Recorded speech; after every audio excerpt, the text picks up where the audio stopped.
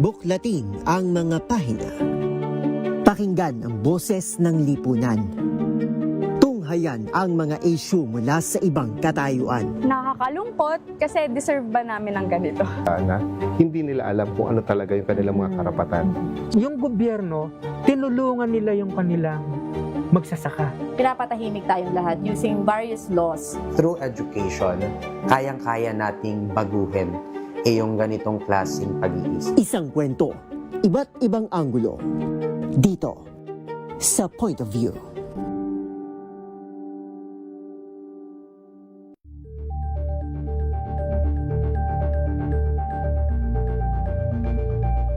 If I get impeached, then that is my end. Tumutok sa pinaka-importanteng paglilitis ng impeachment court ngayong taon. The impeachment trial of Vice President Sara Duterte. At DZRH Special Coverage.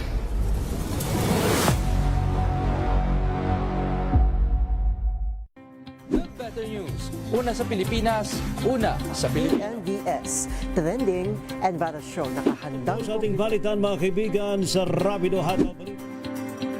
Public Service Hour. Siyempre pa, una sa Pilipinas. Una Yan sa... ang kabuhanan din pala tuntunan ng break time. Sabay niyo na po ang mga balita at talakayan sa Balansyado. Maraming salamat. Maagang balitaan, maagang usapan sa mga issue at balita. Kasama si Kuya Angelo Palmones sa Magandang Umaga Pilipinas. Mula Lunes hanggang Biyernes.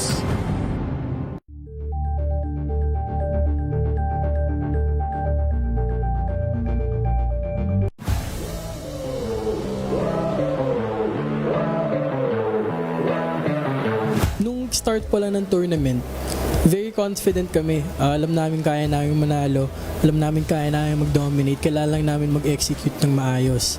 Ano bang pakiramdam na ma-represent o masuot ang Philippine jersey? Sobrang honor siya na dala-dala mo yung Pilipinas, suot-suot mo yung Pilipinas, lalaban ka sa ibang bansa, lalaban ka sa iba't ibang bansa, tapos dala-dala mo yung Pilipinas. Sobrang saya na sobrang gusto mong gawin lahat ng kaya mo para maiuwi mo sa Pilipinas yung panalo. Madami naman malalakas na Pinoy when it comes to NBA 2K as well. We just need the spotlight. Kailangan lang namin ng opportunities. Hi, I'm Miguel. I'm Chris. And I'm Ian. We are Igilas Pilipinas. Panoorin ang aming exclusive interview sa DZRH TV Matchpoint. Mabuhay ang atletang Pilipino!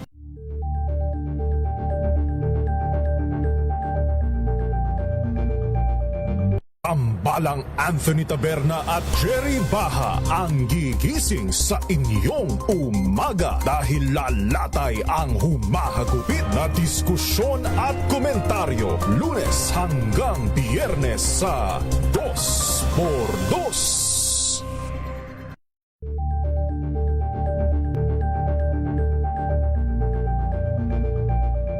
Alamin ang mga maiinit na isyung pambayan, mga balitang kailangan mong malaman, usapin sa pamahalaan, politika, ekonomiya at kabuhayan. Ito ang mga dapat mong malaman, pakialaman at pag-uusapan dahil kayo ang tinig ng mamamayan dito sa Damdaming Bayan.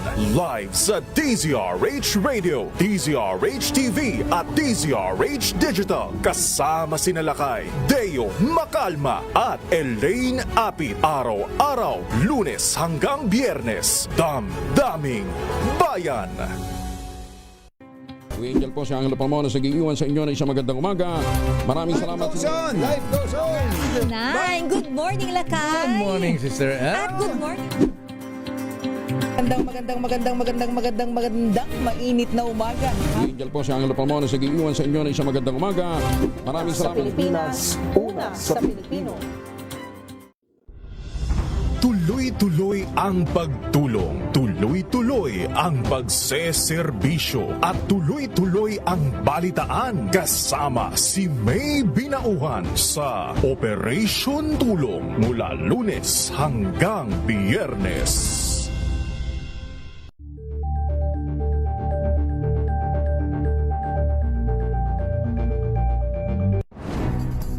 Good vibes ang hanap mo? Dito ka na sa sigurado!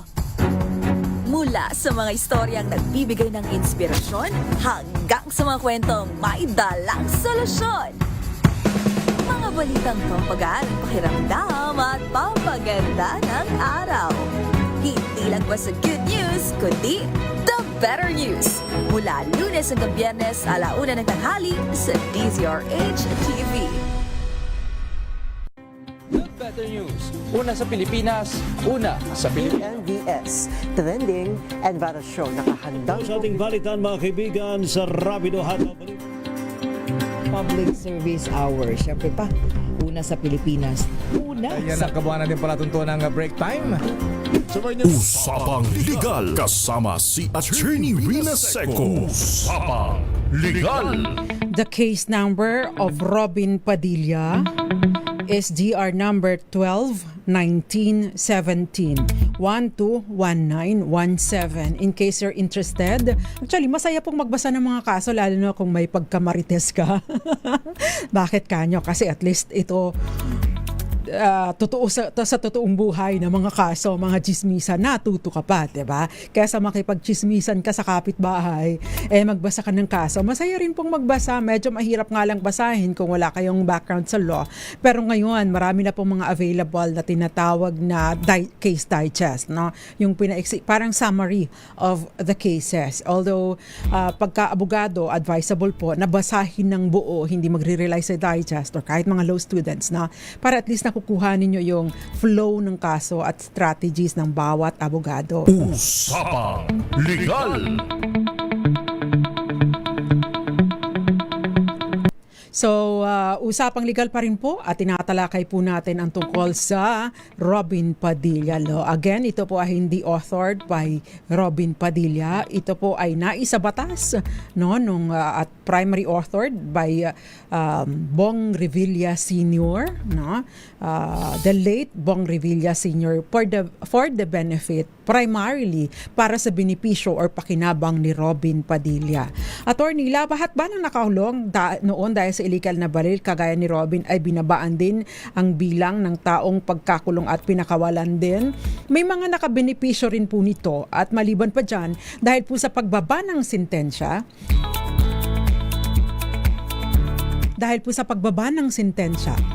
naging bailable na po yung kaso. Ibig po sabihin, maari nang makapagpiyansa. Diba? Ito po yung nakalulungkot, ano. Napakarami po sa atin ng marami po sa atin mga kababayan, yung mga legitimate or legal na naayon sa batas ang paghahawak ng baril. Yung mga iba naman, hindi na nga tumutupad sa batas sa pamamagitan ng pagkuha ng tamang lisensya at permit, no? And yung pang mga nasasangkot sa krimen, not necessarily Robin Padilla, no? Yun pa nasasangkot sa krimen, binabaan pa, 'di ba? Nakalulungkot. So yun. Usapang Legal. Sinasabi pa nila, 'di ba? Malaking porsyento ng mga baril na ginamit sa krimen ay mga hindi lisensyado. Bakit ka nga naman gagamit ng licensed firearm pag magkukomit ka ng krimen, di ba? Syempre, ebidensya na kagad yun.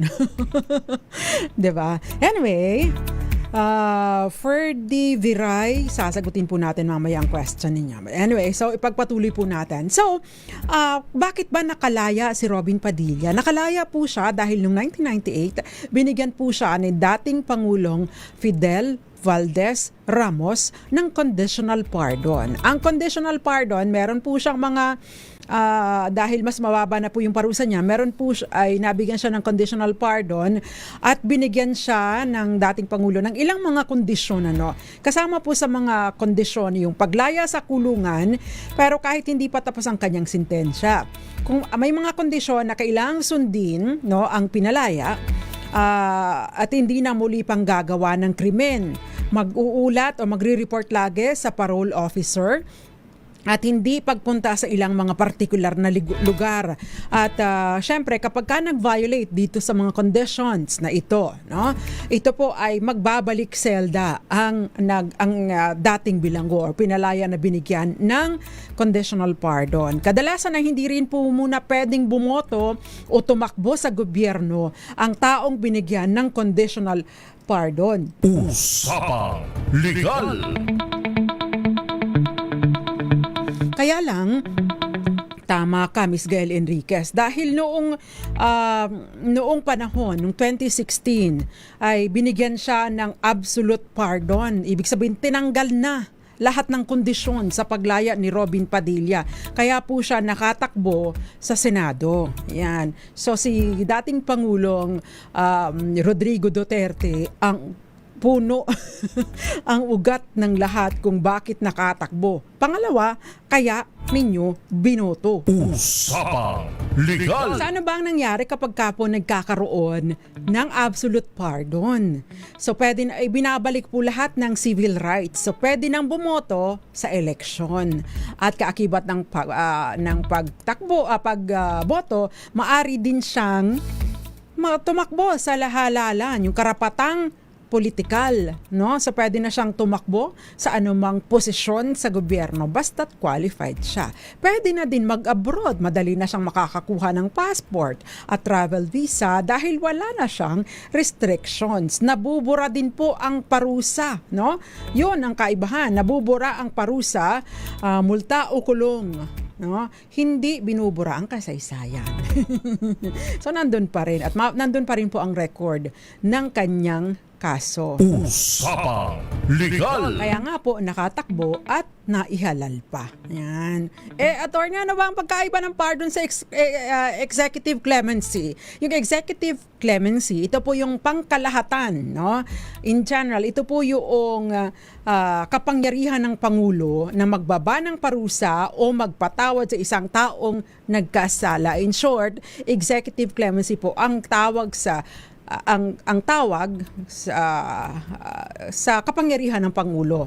At may iba't ibang uri po ng executive clemency. Una, yung absolute pardon o kaya naman po yung conditional pardon.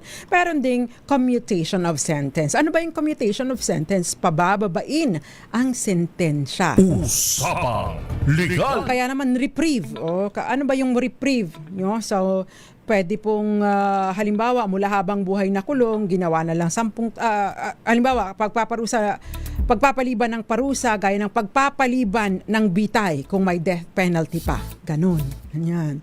So, absolute pardon, conditional pardon, commutation of sentence at reprieve, yan po ang mga uri ng executive clemency o kapangyarihan ng Pangulo, no, para sa pagpapatawad o pagpapababa ng sentensya ng isang taong nahatulan na guilty beyond reasonable doubt. Usapang Legal. Presi Pangilinan, magandang gabi, nanunood at nakikinig sa atin.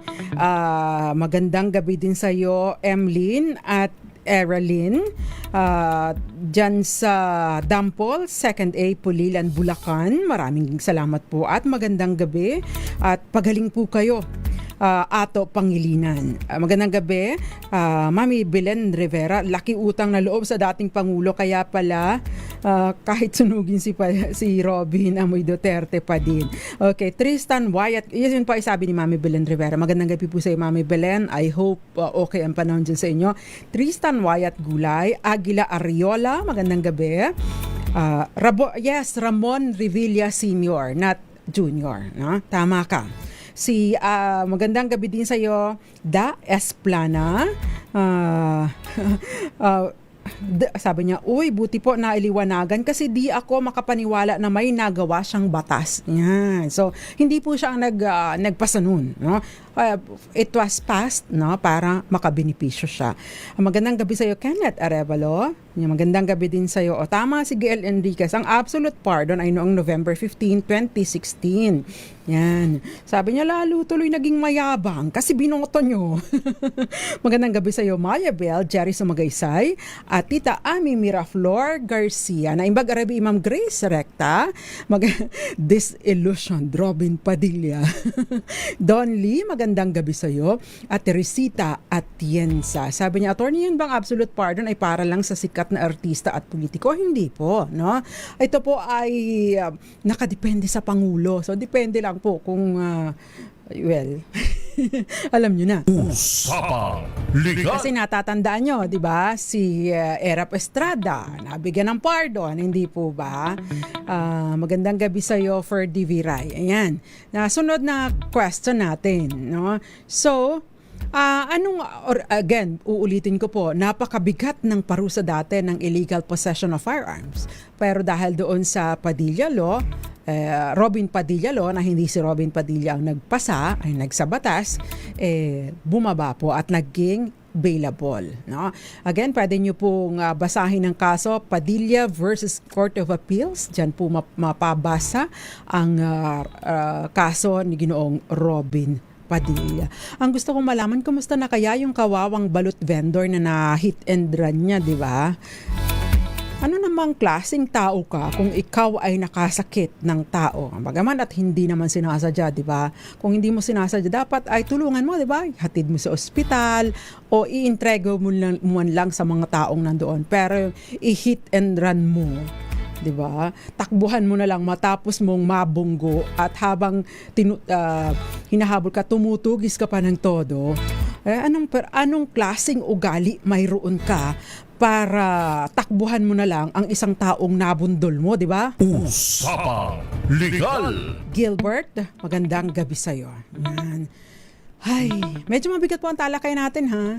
Pero gusto ko pong i-correct yung mga maling impormasyon na kumakalat sa social media at nagmumula sa ilang mga tao na nagkiklaim ng credit sa batas na ito. Dahil again, si Senator Ramon Revilla Sr.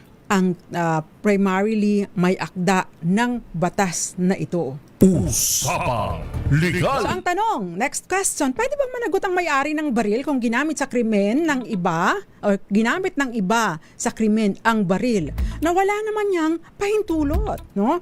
Hindi po automatic na magkakaroon siya ng pananagutan itong may-ari, ano? Kailangan pong mapatunayan muna na meron siyang matinding kapabayaan, alam niya at kusang pinayagan niyang gamitin ang baril at may legal authority, no?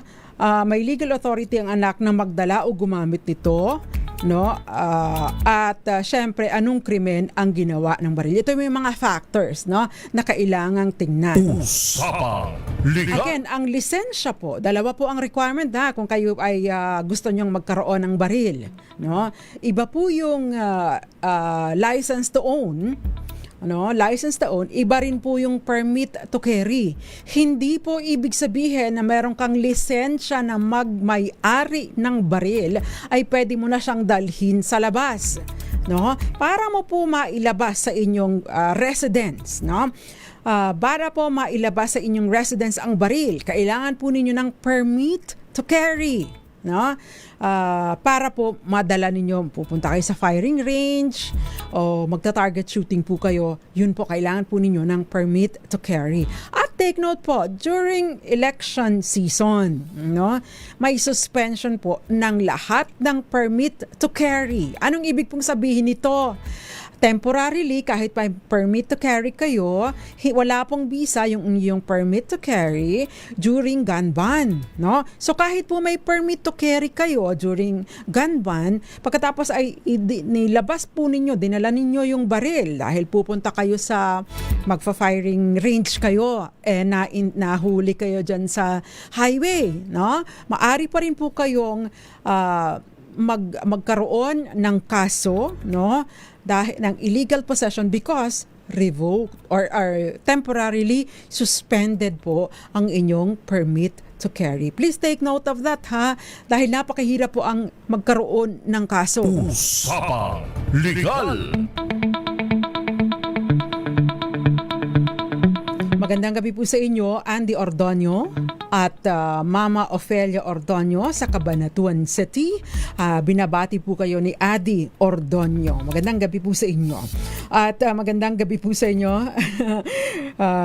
Ruwaida Dahandal Dansalan sa Basilan, Lamitan, Henry Dolon sa Botolan, Zambales, Alicia Hubay dyan sa Davao City, Vivian Cobero, magandang gabi. Oy, namiss ko kayo Ma'am Vivian.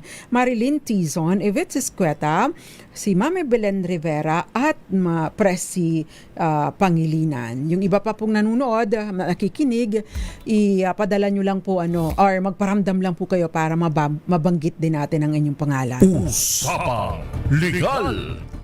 Kung ikaw ay may permit, may license to own and permit to carry, pero iniwan mo sa tokador ang iyong baril at kinuha ng anak mo, maaring ang iyong anak ay maaring managot sa pangunahing krimen na ginawa, halimbawa homicide, murder at robbery o iba pa. Illegal possession. Bagaman at may kasi iba po yung lisensya mo o yung permit mo, hindi po ito transferable. So para po yung anak mo ay magkaroon ng karapatan na mag-own at mag-carry ng baril na ito, kailangan po siyang meron ding lisensya. Usapang Legal. Magkakaroon po siya ng paglabag sa permit to carry rules kung siya ang nagdala nito sa labas na pinahihintulutang lugar. So ibig sabihin, kapag ito ay inilabas mo tapos yung nagdala nito ay walang lisensya, yung anak mo ang nagdala, ay maari po siyang magkaroon ng pananagutan. So yung physical possession, ay lalo na kung intentionally, alam mo na wala ka namang kapangyarihan o permit o authority na dalhin ito sa labas, ay maari kang magkaroon ng pananagutan para sa illegal possession of firearm. Kung knowingly and voluntarily pinoses mo, kinuha mo, dinala mo ang baril na ito. Usapang Legal. Ayan So, ano ba yung epekto ng kapabayaan ng may-ari ng baril? Ayan, kung kayo po ay may baril, alam niyo po, sa totoo lang, personal confession, ako po ay magandang gabi po muna sa inyo, General Nick Bartolome. Siya po ang nagturo sa akin na humawak ng baril. General, dating PNP Chief, General Nick Bartolome, magandang gabi sa iyo. Sa totoo lang, nakakatanggal po ng stress ang pumutok. Pero dapat po ito ay gagawin una doon po sa tamang lugar at hindi dapat ipinuputok para gumawa ng krimen.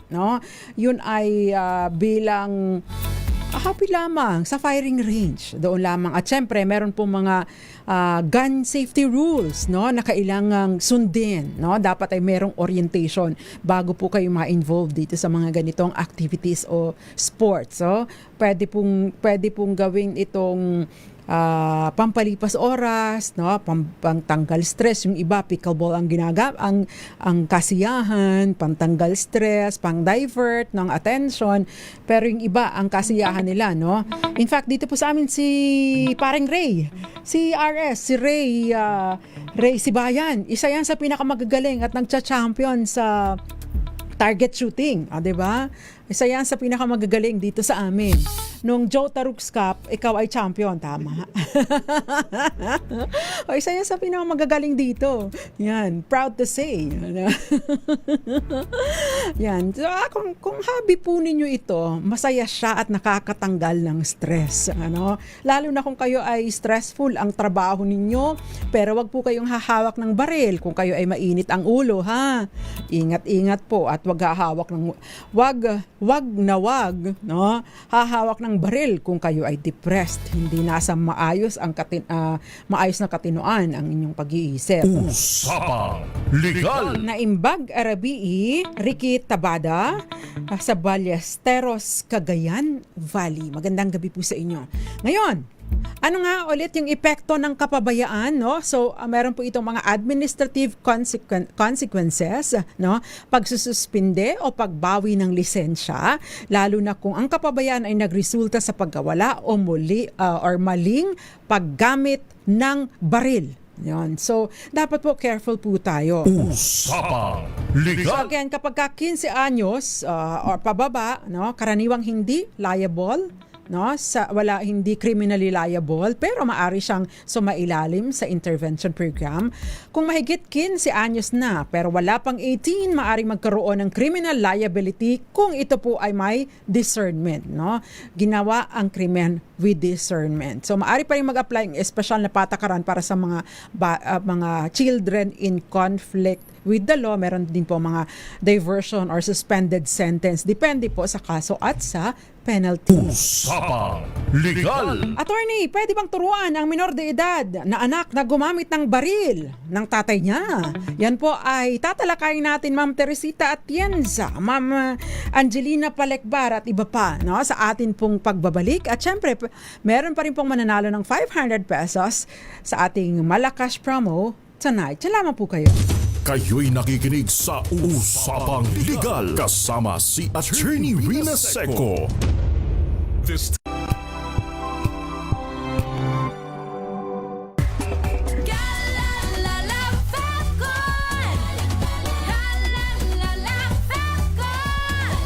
Ang bango ng sampayan, tara na magsayawan! Calefabcon, amoy nakaka-joyful.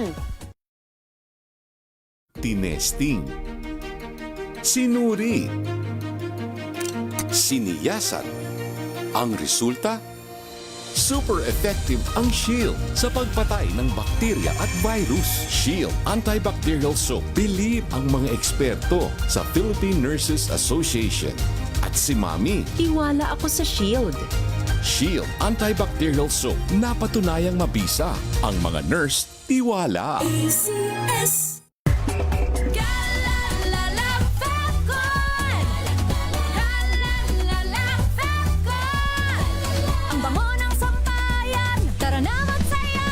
Calefabcon, amoy nakaka-joyful. May nagbago, may arte, may budget. Akala nyo lang yon. So solid. White Rose Papaya, wow, white coffee. White Rose Papaya, wow, white coffee. White Rose Papaya. May glow up with White Rose Papaya. White Rose Papaya. May puti power times 2 kasi may papaya at niacinamide. May shea butter and tea tree oil pa. Kutis sulit ang glow up. Rose Papaya. Kutis sulit ang glow up. ACS. Wow, ang saya. Isang barangay na labada, puro mancha pa. Goodbye, pahinga. Mommy, isang laba lang yan sa Pride Bar Blue. May powerful stain-away enzymes na malupit sa dunit mancha. At di masakit sa kamay. Isang laba lang yan. Hello, pahinga. Hello, Pride Bar Blue. ACS. Tanggaling-galing mo.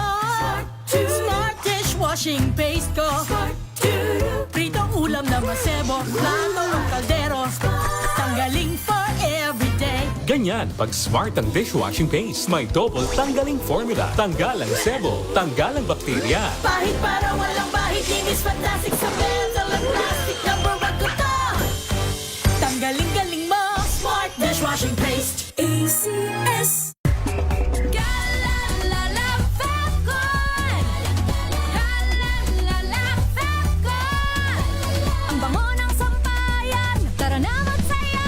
Calefabcon, amoy nakaka-joyful.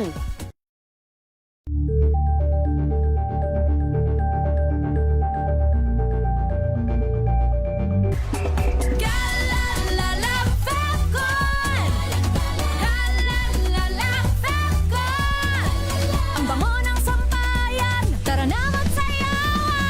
Popcorn. Amoy nakaka-joyful.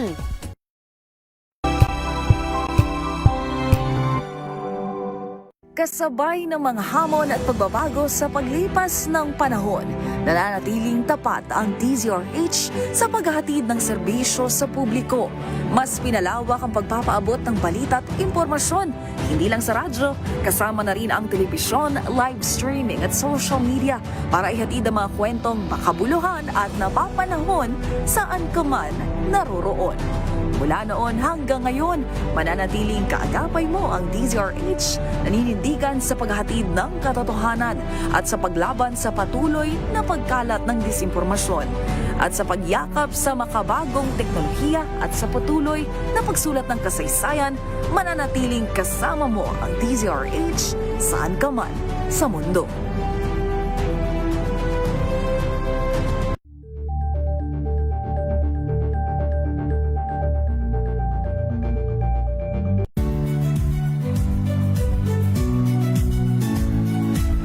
Magandang araw mga kaibigan.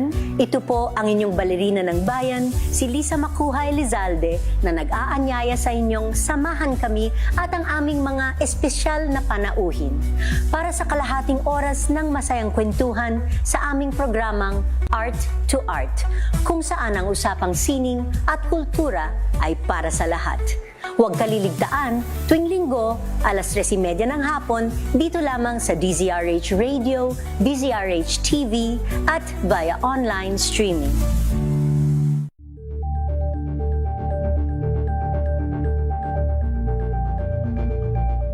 Curious ka ba sa maraming bagay? Kami na ang bahala dyan.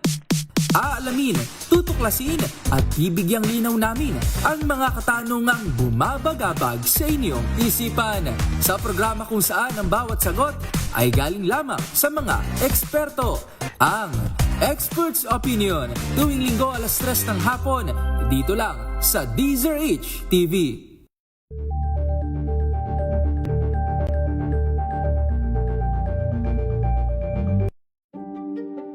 Buklatin ang mga pahina. Pakinggan ang boses ng lipunan. Tunghayan ang mga issue mula sa ibang katayuan. Nakakalungkot kasi deserve ba namin ng ganito? Na hindi nila alam kung ano talaga yung kanilang mga karapatan.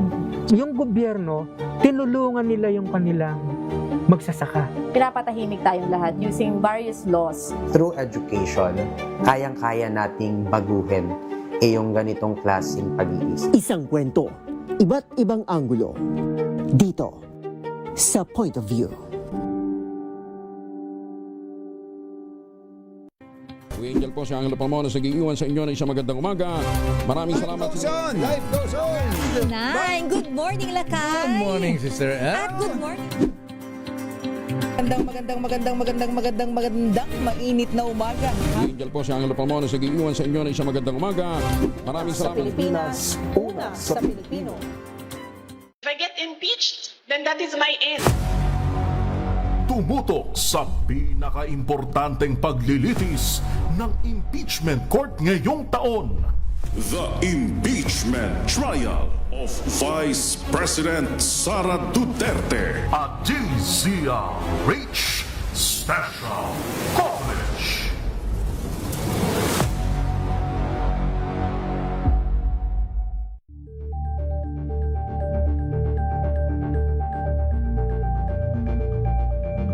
Maagang balitaan, maagang usapan sa mga issue at balita. Kasama si Kuya Angelo Palmones sa Magandang Umaga Pilipinas. Mula Lunes hanggang Biyernes. Good Better News. Una sa Pilipinas, una sa Pilipinas. NBS, Trending and Viral Show. Nakahandang sa ating balitan mga kaibigan sa Rapido Hataw. Public Service Hour. Siyempre pa, una sa Pilipinas. Ayan ang kabuhanan din pala tuntunan ng break time. Sabay niyo na po ang mga balita at talakayan sa Balansyado. Maraming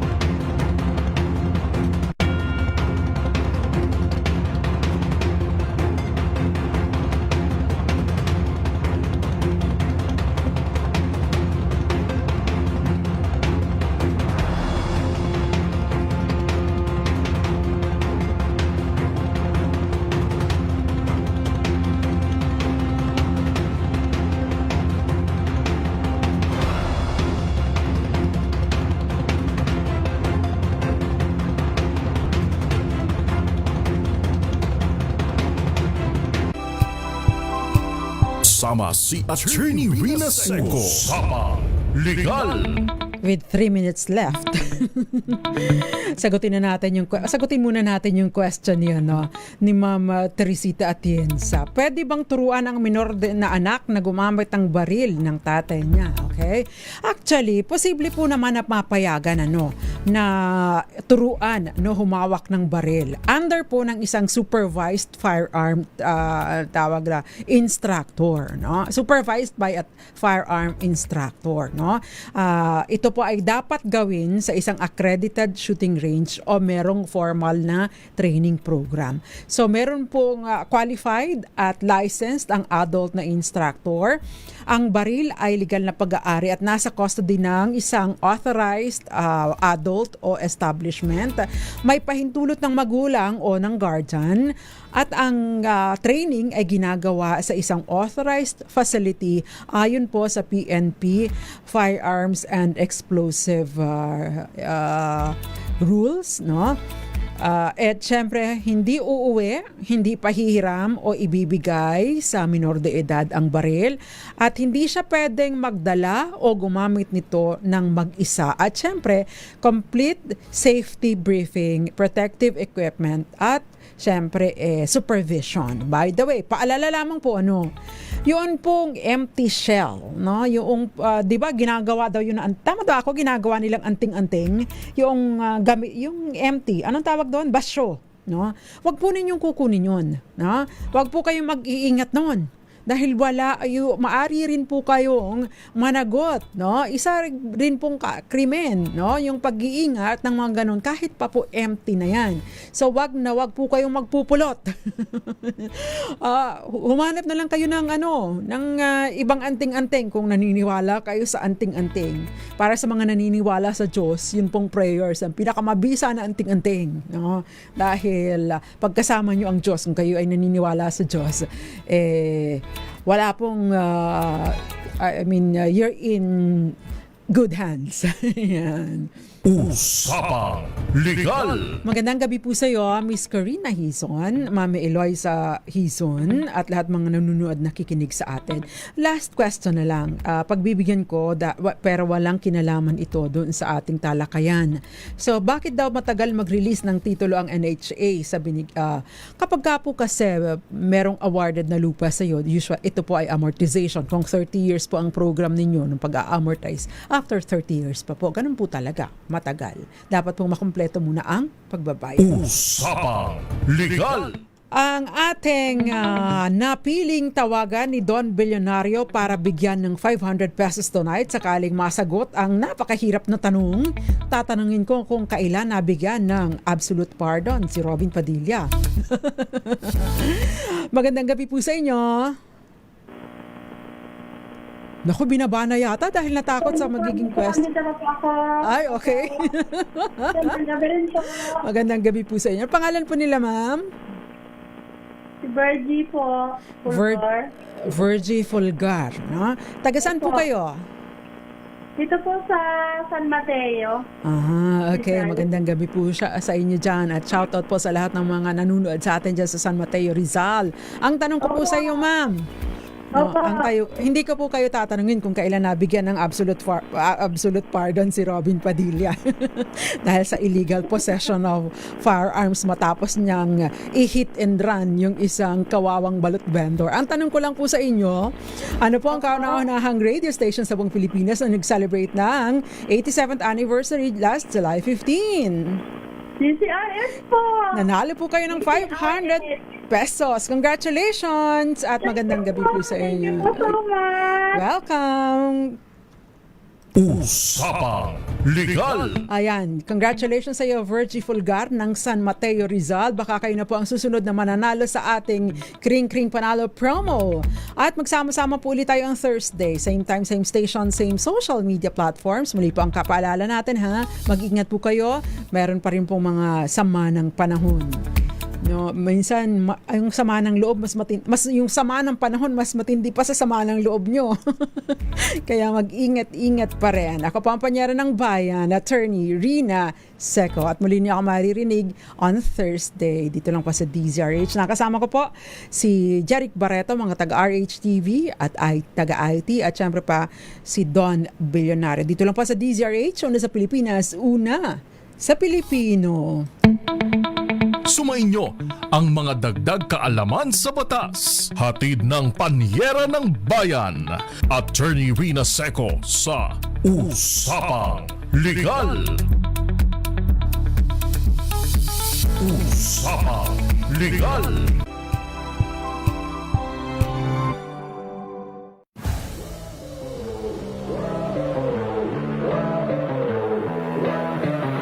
Nung start pa lang ng tournament, very confident kami. Alam namin kaya namin manalo.